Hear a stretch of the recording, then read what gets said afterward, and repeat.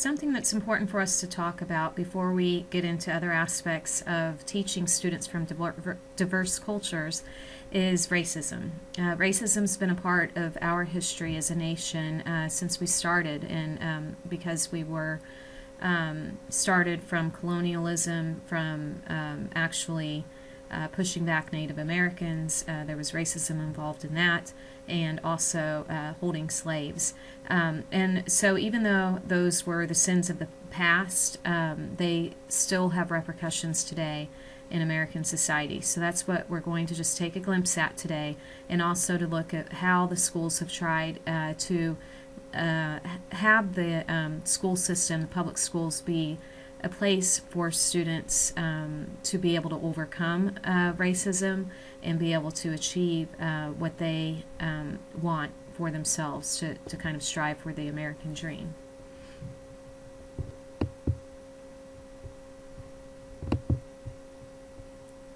So first, let's kind of unpack the definitions, or review a few basic definitions. So prejudice is an attitude based on preconceived judgments.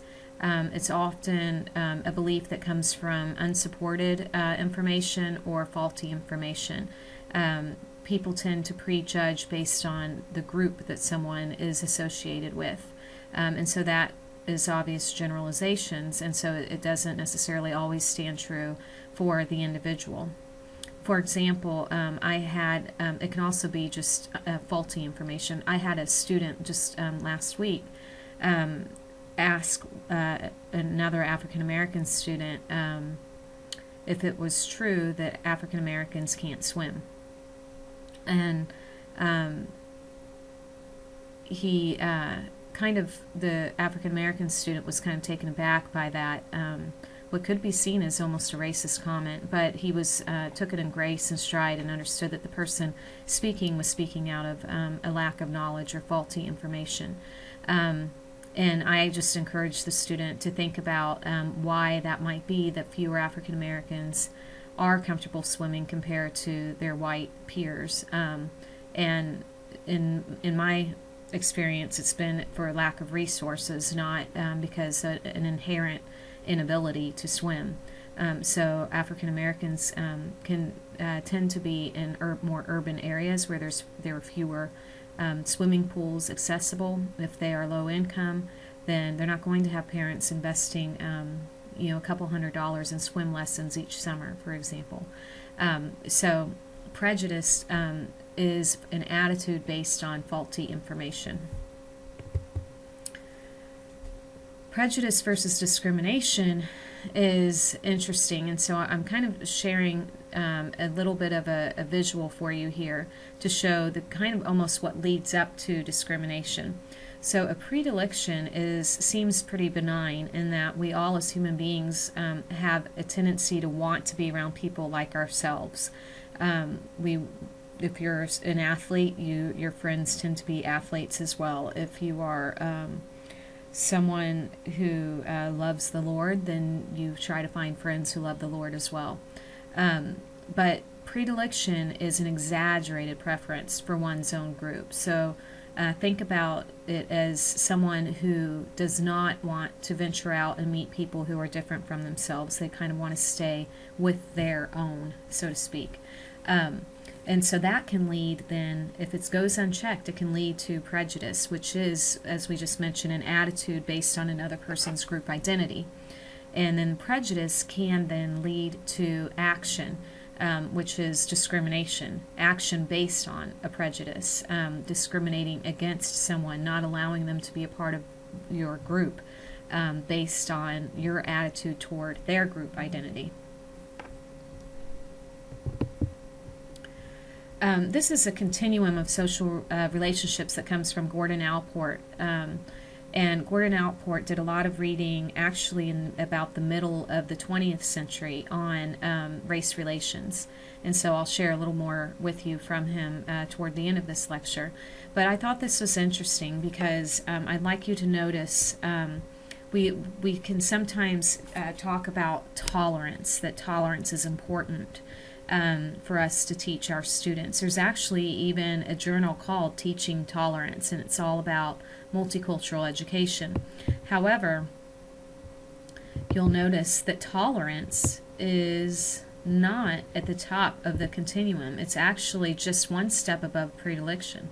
And that's kind of always been my view. I have a kind of a negative prejudice, if you want to say, against the word tolerance, because to me, to tolerate something is you're putting up with it, but that's it.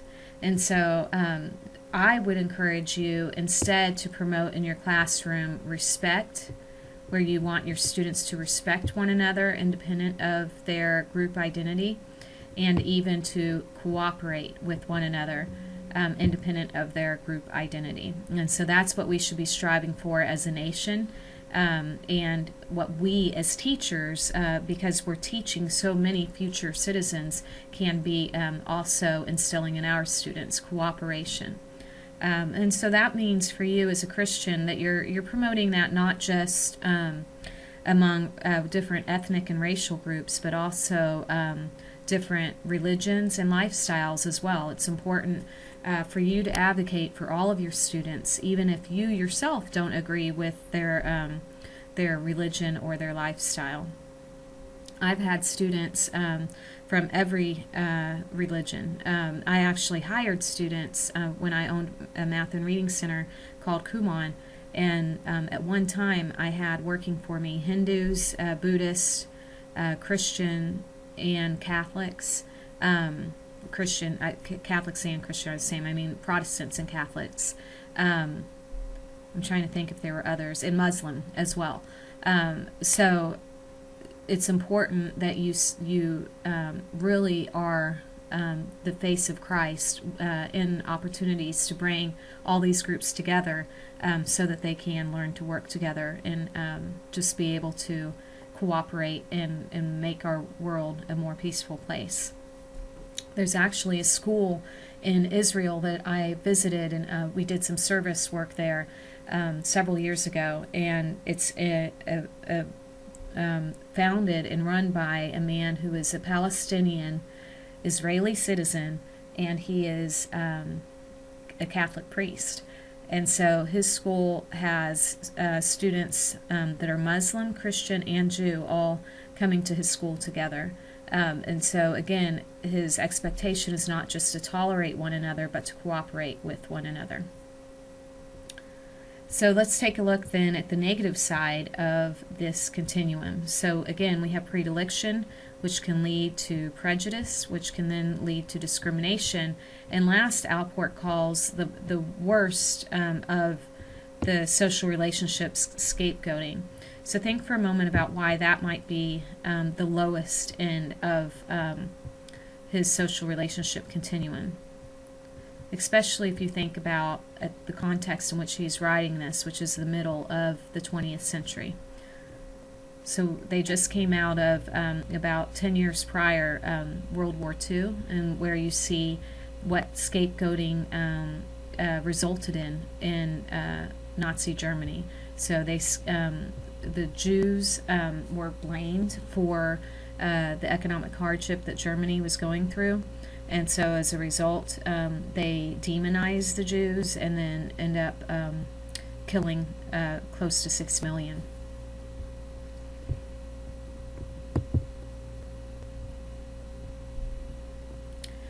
So let's just take a look at 4 different kinds of racism. And we're mostly going to focus on the second one, but let's just briefly review the first one. Individual racism is just the idea that a person, an individual, believes that their race is superior to someone else's race.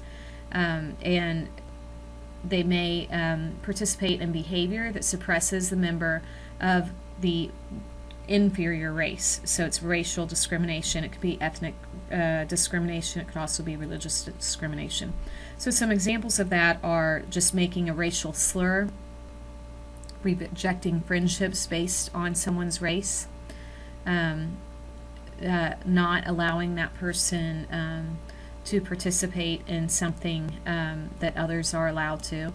For example, when I was growing up in my neighborhood, it was an all-white neighborhood, And I had a friend whose parents were trying to sell their house, and they actually took the house off the market because an African American family wanted to buy it. So that was individual racism on the part of my friend's parents.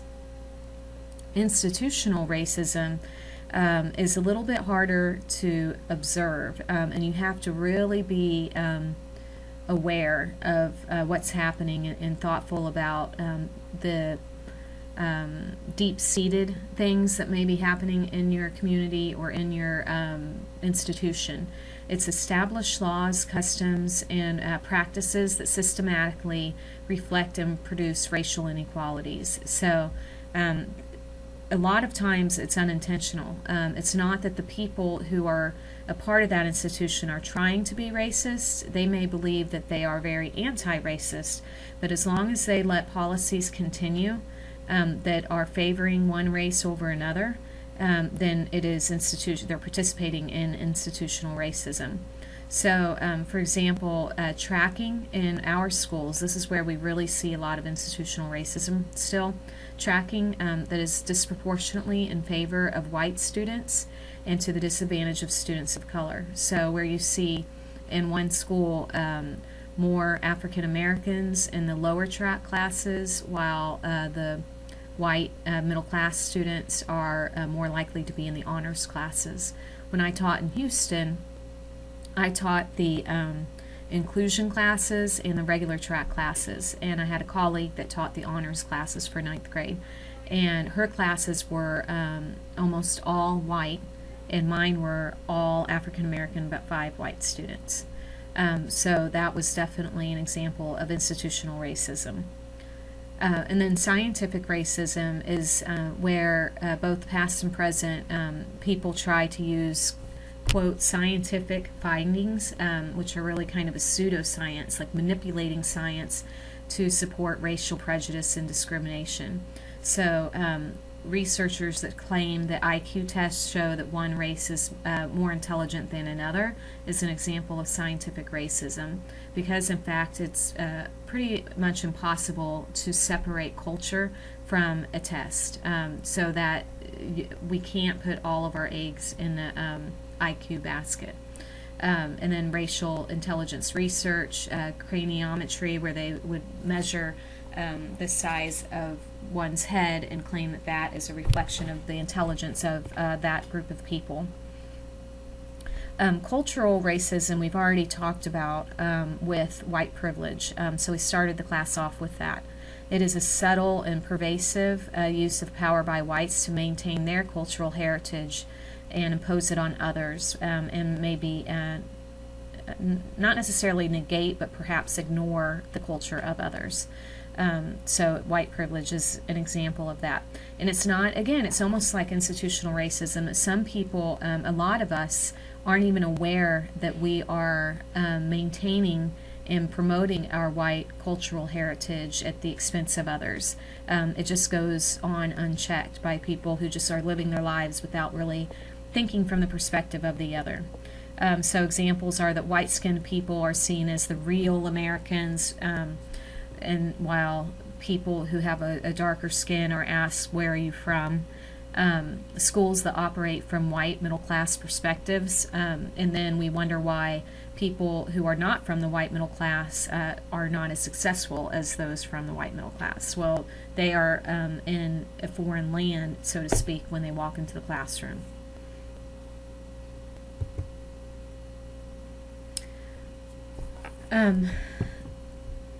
There are about 4 defenses against prejudice, and this is really important for you to take notes on, because I would highly suggest that you think about these 4 items as a teacher and promoting them in your own classroom.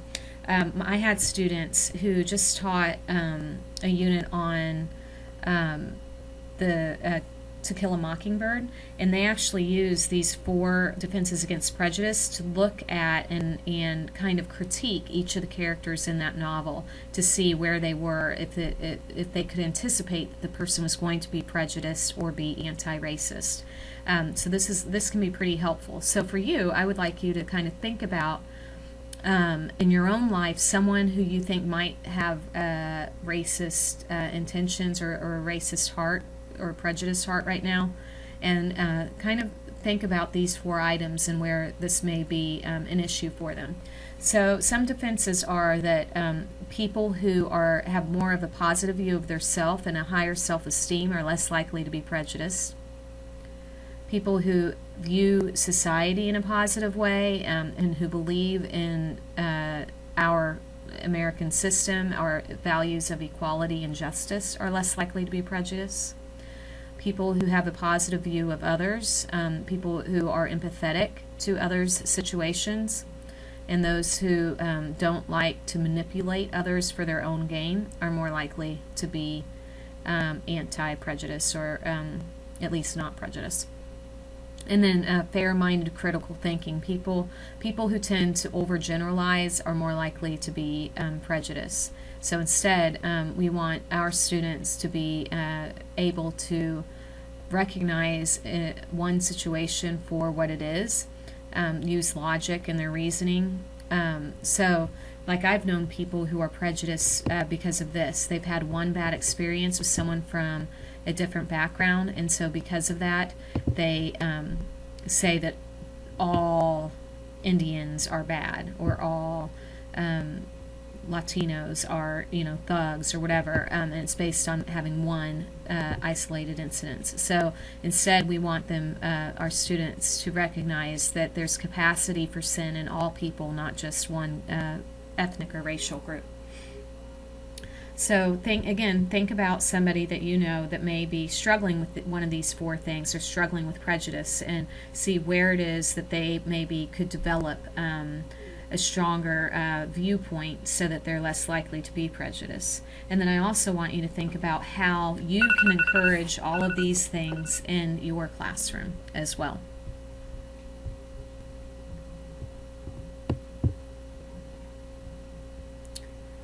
So we've known for quite a while that we have a racist society, and so education has really been at the forefront of trying to make things more equitable in our society. And in fact, multicultural education comes from the civil rights movement.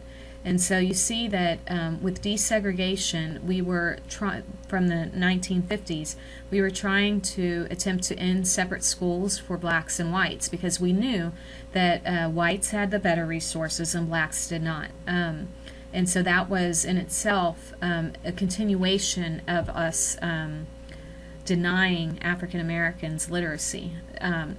We did not allow them as slaves to learn to read, and then when we did allow them to go to school, we gave them subpar schools.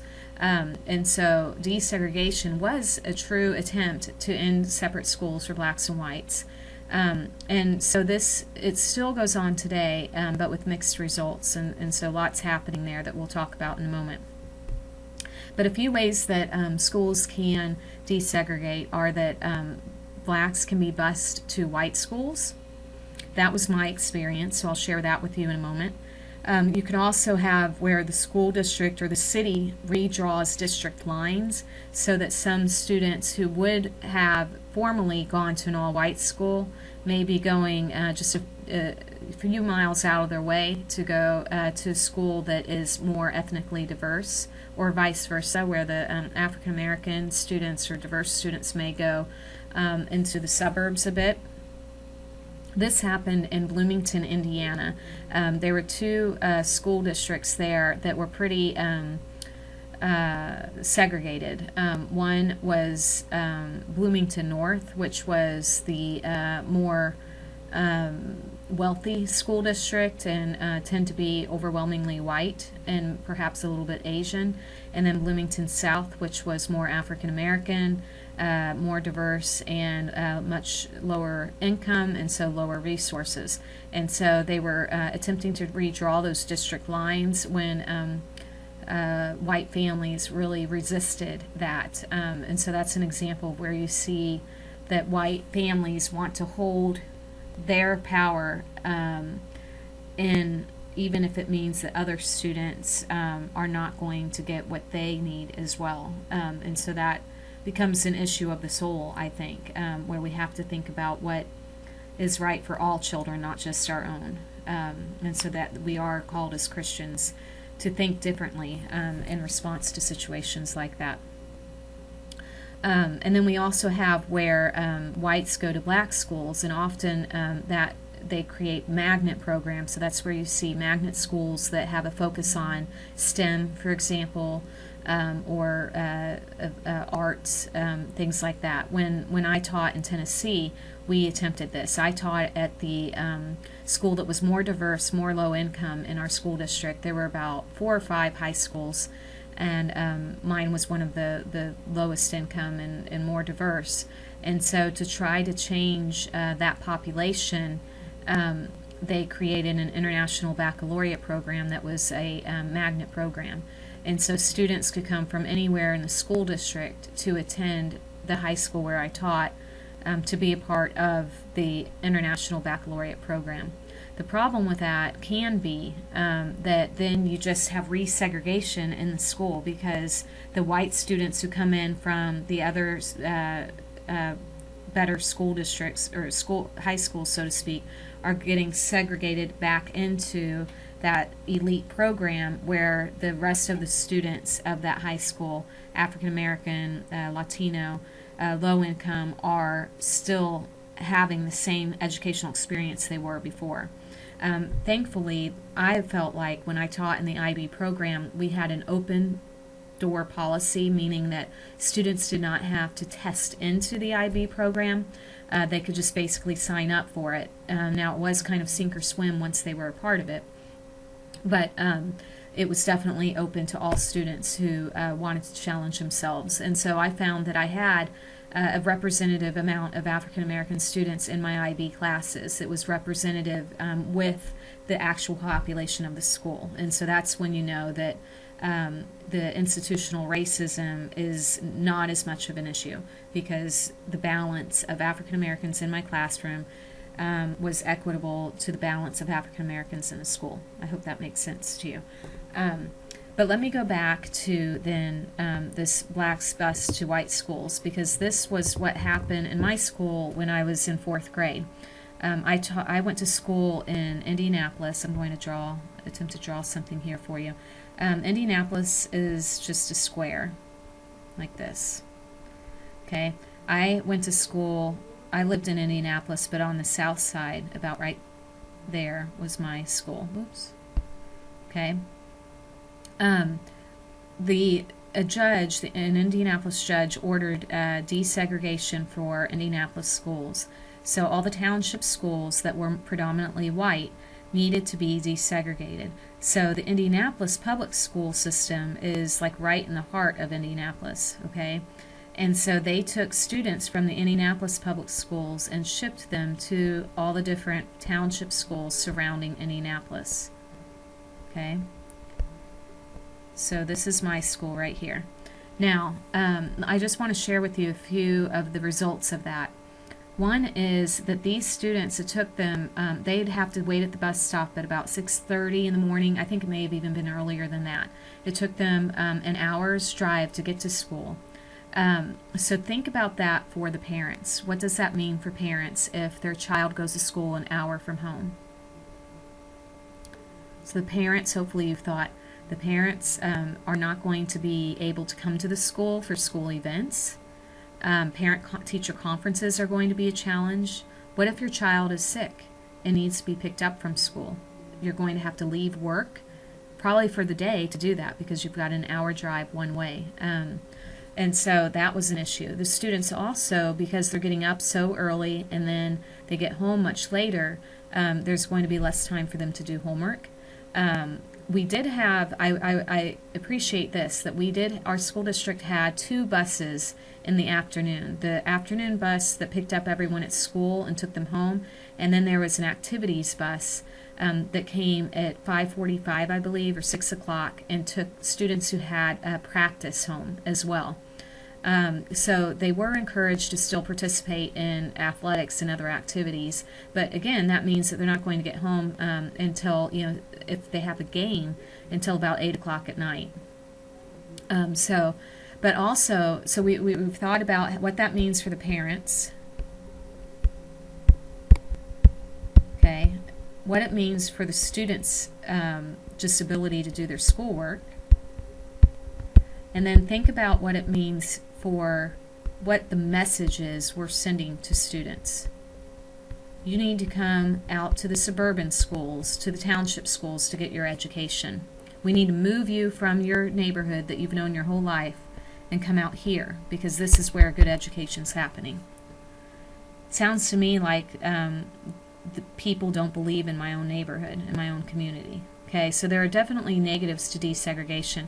The second part that makes desegregation not kind of a panacea is that it often results in resegregation. And resegregation is where you get them to the schools, but nothing is done within the school itself to make things more equitable for all students. So there are some signs that you can look for if a school is resegregated. Just take a look in the cafeteria. Who's sitting with whom?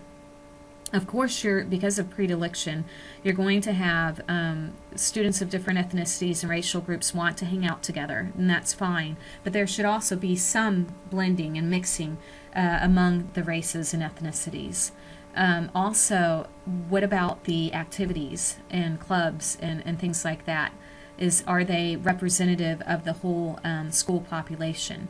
In my experience at my high school, there was one club that was known as the Black Club, and that was Falcon Brigade. And I remember that because I wanted to be a part of Falcon Brigade. It was the booster club, or the cheer block and things like that, and I loved cheerleading and things, so I wanted to do that as a freshman in high school. And my friends told me, oh no, you don't do that because that's the Black Club. They get that club and we get all the others. So the black students in my school, I don't think really felt like it was their school. It was like they were a guest. And that shouldn't be the case. If they are coming to the school, whether by court order or not, it is their school as much as it is ours. Another thing that happens, and this is going back to institutional racism, is that they end up getting, when African American students come to white schools, they often end up getting tracked into the lower classes anyway, and that ends up snowballing to where they never end up getting the education that they deserve. So when I was in elementary school, as I mentioned, we began desegregation in 4th grade. And so in 4th and 5th grade, I had 3 really good friends who were African American, Corky and Phyllis and Shannon. And when we went to middle school, I lost touch with them, and I thought that they went to another middle school, our middle school rival, Southport. But in fact, I found out when I went to, I think I mentioned this in another lecture, but when I went to our 20th class reunion, I found out Corky did graduate with me, and I never saw her. For the 7 years that we were in middle school and high school, I never saw her again because we were in 2 different tracks of educational programming. And so that, again, is a sign of we may be desegregating, but are we really giving students an equitable education? So desegregation has had mixed results. I know in Indianapolis they have reordered that desegregation end, and the judge did this because their hope is that they will begin to desegregate housing. So it's not enough to desegregate schools, but to desegregate housing policy in Indianapolis. And I can see where that is happening. And the way to do that is for them to create some low-income housing in other parts of the city beyond within this little circle here. And so now when I go home to visit my brothers, I can see the house that my dad and where I grew up was like right here. Has much more diversity around it. So while I still live in this, decent neighborhood, There's lower income housing just down the road in different ways. So they're integrating housing market so that then the schools will, as a result, have natural desegregation so that students are still able to be a part of their community and get a better education as well. So they have reversed desegregation. So they're no longer sending students from in the city out an hour away to the township schools. They're no longer doing that. And here's another little example of institutional racism that I'm not sure whether it was intentional or not. But when desegregation was ordered back in the early 1980s when I was in 4th grade, it happened overnight. Boom. All these students, it wasn't the entire population of Indianapolis Public Schools, but the students who were going out to the township schools right here, when they left, so did their money. So, you know, let's say the school district gets $3,000 per student. It's much higher than that now, but back in the 80s. Then $3,000 per student, if there were, 200 students coming out to my little school, elementary school, for desegregation, then all of that money, 3,000 times 200, is leaving Indianapolis Public Schools.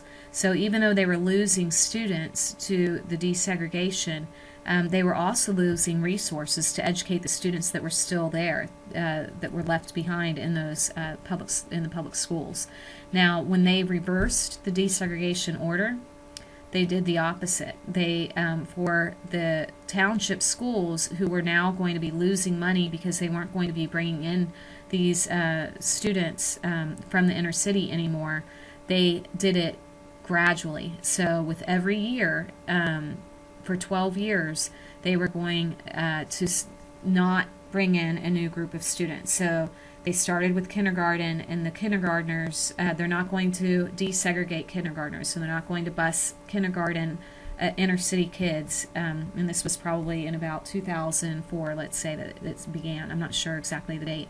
Then the next year, again, they won't send out any more kindergartners, so that means that kindergarten and first grade both are not coming to the schools. And so do you see how it's gradual? So the townships aren't losing the money overnight as the Indianapolis Public Schools did. They have the benefit of losing it over the course of 12 years, but they did not grant that same help to the urban African American schools when desegregation started. So again, that's an example of institutional racism.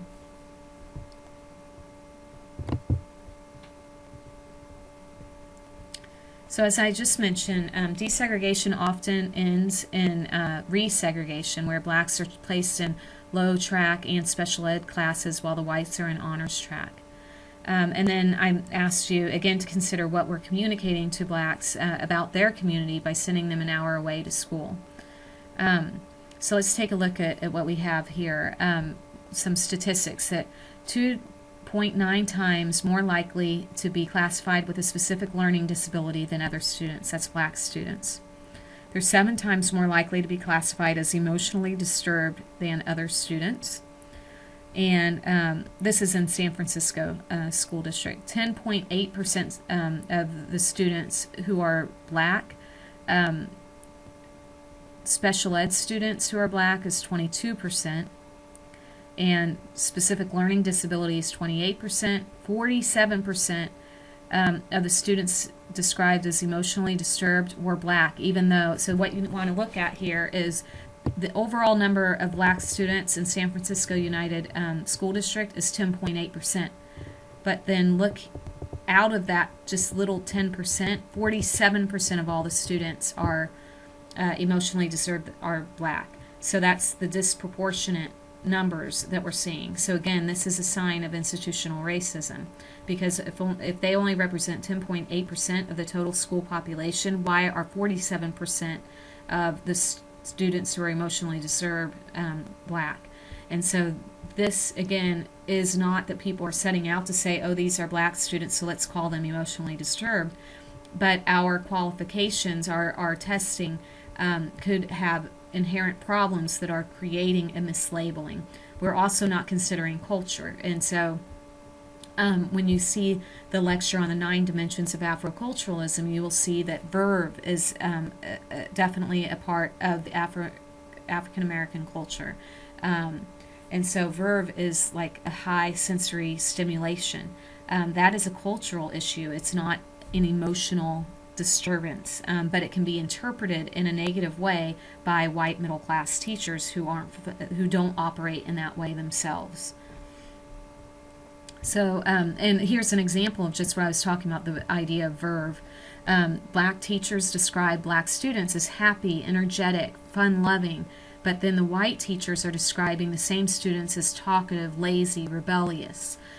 So again, it's a cultural issue. It's not a learning issue or an emotional disturbance, and yet because because they're 80% of our teaching force is white middle class women, they are getting labeled in this way and getting a subpar education as a result.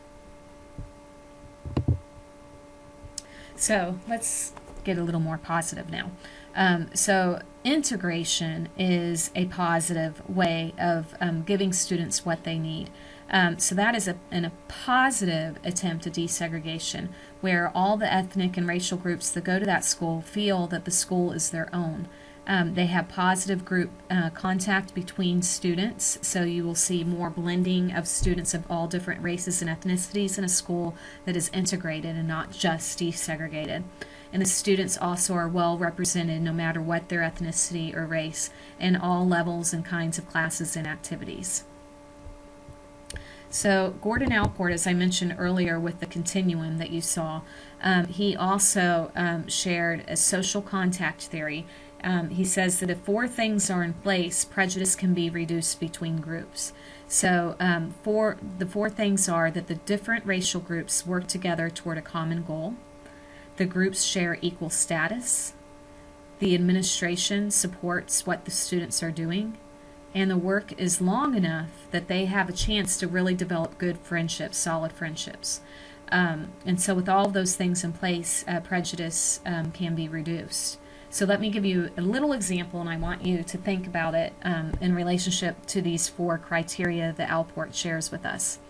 A few years ago, here in western Pennsylvania, in the Sharon area, which is about half an hour toward Ohio from here, if you just take Interstate 80 west, you will find Sharon. And so the Sharon School District and I believe it was the Hickory School District had a big brawl on the football field one Friday night. So the football players from Sharon and the football players from Hickory got into a huge fight. Sharon is a lower income than Hickory. Hickory's the white middle class school district in that area. And Sharon is more of a working, low income, but also working class, more diverse school district. And so these 2 groups obviously had a prejudice against one another. So the coaches of the 2 teams ordered that the students, the 2 teams, come together and help stock shelves in a soup kitchen one weekend. So here, think about which of these 4 criteria are met by the coaches requiring that service project of both teams together. So are the 2 groups working together toward a common goal? They're stocking the shelves. Yes, so we'll say check. Do they share equal status? They're both groups of football players working and stocking shelves in the soup kitchen, so I would say yes, they're sharing equal status. The administration supports the work they're doing? Yes, because their coaches are requiring it of them. What about the work is long enough that the groups have time working together to develop sufficient intimacy to become friends? This was a one afternoon, one day event, so I would say no. So probably the students, felt the punishment, the consequence of having to go and stock these shelves with the other team, but were friendships developed in one afternoon? Probably not. So that probably could have been developed a little more. Maybe requiring them to do it for several weeks might have helped the situation.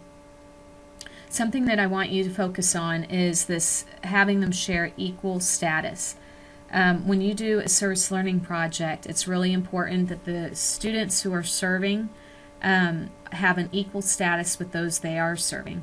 And so they don't come in and think that they are, saving the day. But instead they respect the people that they're working with, they're cooperating with them together.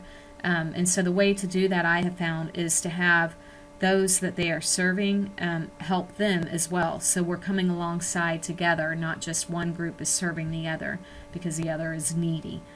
So if they go in thinking that they are the ones doing all the heavy lifting for this poor little group that needs help or needs saved, then they're still going to come out of the experience with prejudices, and they may even be reinforced by the experience. So it's just important to have them on equal status.